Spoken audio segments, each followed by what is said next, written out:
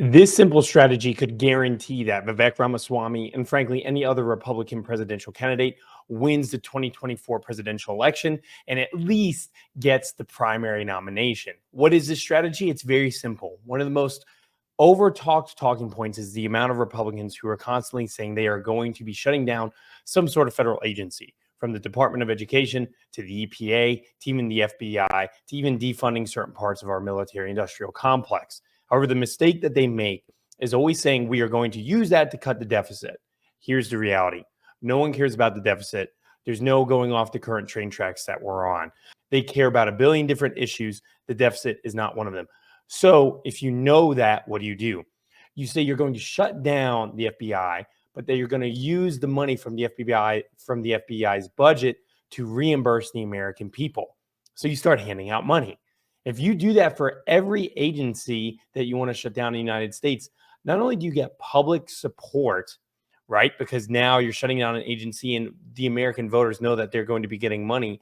You actually get American voters addicted to wanting to shut down more government agencies. Further, Americans actually feel the impact of an agency being shut down.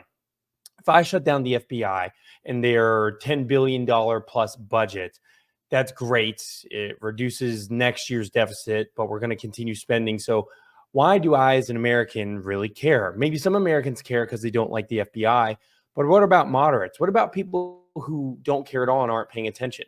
Well, as soon as you get that $800 check in the mail or whatever amount of money in the mail that it could be from an agency being shut down, now you start to care.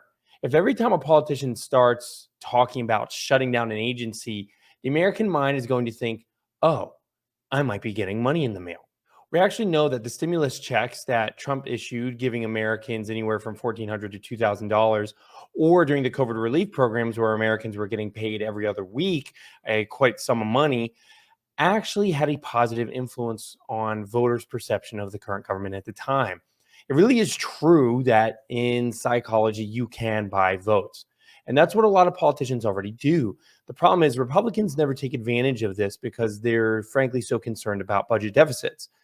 But if we're not going to be recovering from over $30 trillion in debt, if we're not going to be clawing back any spending, and if the majority of Americans don't really care, and further, does our deficit even matter if we just simply print the money?